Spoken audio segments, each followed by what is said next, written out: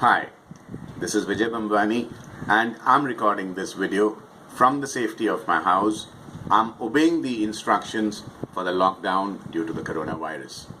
I hope you are also staying safe, keeping your family safe by staying indoors and obeying the instructions for the lockdown. Now I'm recording this video with the express intention of putting forth my thoughts on a very critical issue that I noticed in the market yesterday, and it's something that I have been talking about for at least 3 quarters now in my videos on Equity Master. Yesterday, crude oil prices fell to a multi-decade low. As a matter of fact, part of the futures market also went into negative. I have been bearish on crude. The only time I was bullish on crude was temporarily as a trading call before the Aramco IPO, betting on the fact that the Saudis would push up crude oil prices by artificial means, that is, output cuts.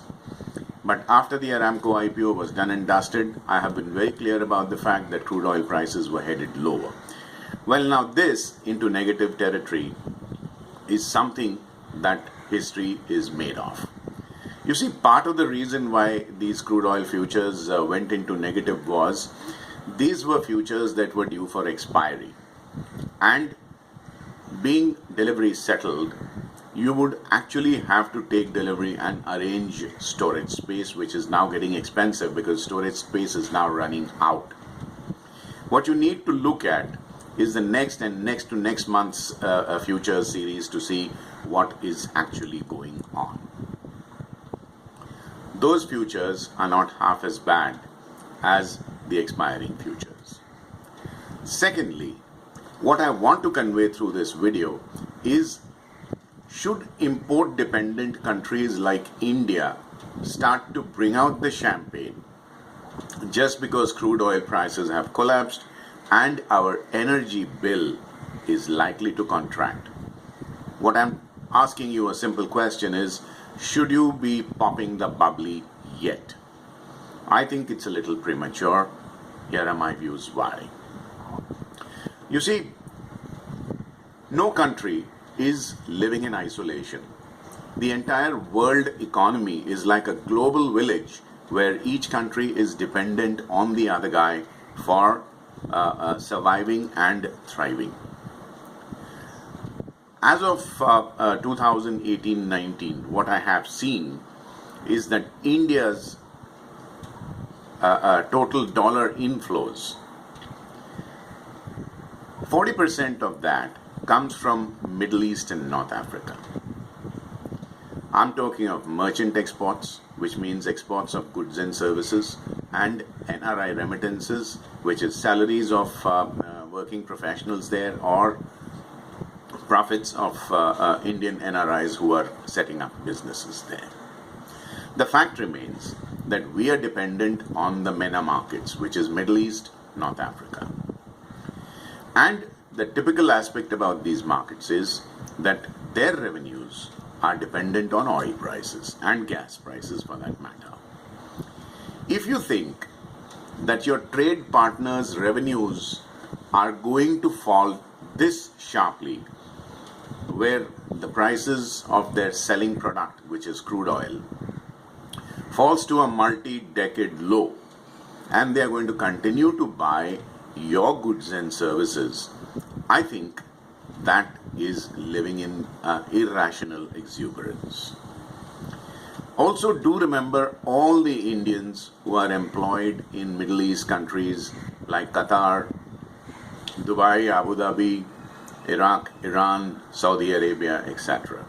Remember, these countries need higher fuel prices to be able to sustain their budgets.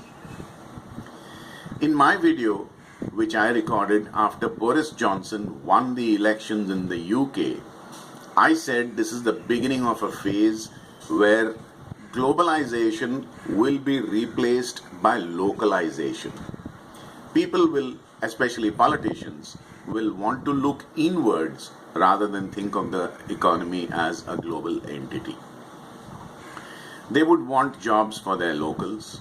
They would want work for their resident domestic factories rather than outsource from outside, even if it is cheaper. Which is what you will now see in the Middle East and North African markets. I'm afraid it's not really good news. Yes, crude oil will be cheap, and there are some messages which I received on WhatsApp yesterday saying crude oil is now actually cheaper than bottled water, or crude oil is actually cheaper than a cup of coffee. All that may be true, fine. But does it really help us? What if we can buy crude cheap but we can't export? Remember, since independence, India is a net importer, not a net exporter. If your neighbor is not doing too well, I don't see how the neighborhood can be good. Take, for example, yesterday's very curious development of the rumors emanating from North Korea about Kim Jong-un's mysterious illness after he is supposed to have reportedly received some coronary treatment. There was a news item that he is very, very unwell, probably not even able to take executive decisions of running the country. Guess what? The South Korean won fell 1.5%. Many stocks on the Seoul Stock Exchange simply crumbled by more than 5 to 7%. Remember, these are neighboring countries, but they don't exactly have the best of relationships. But instability in the region actually percolated down across the border from North Korean markets to South Korean markets. What I'm basically telling you is, if you think that your neighbor is not going to do well and you are going to do well, I think that's a myth. In the global financial markets, definitely so. So it's a little premature. It is welcome news that our import bill will go lower, but it is a little premature to bring out the bubbly yet. There are implications that need to be studied before celebrations are in order. On that somber note, I would bid goodbye from this video till we meet in my next video. Stay indoors, stay safe, and if you're watching this video on YouTube, please do not forget to click like on this video. Subscribe to my YouTube channel. In the comment section, do let me know what you think about this video and what you would want me to record in the next videos. Join us on Telegram with the handle Equity Master Official, wherein I post my updates Monday to Friday every day. See you out there. Take very good care of your investments and trades, and stay indoors and stay safe. Vijay Bambani signing off for now. Thank you. Also, do not forget to subscribe to my free email newsletter, Fast Profits Daily, and get my free guide, How to Trade Markets Like a Pro.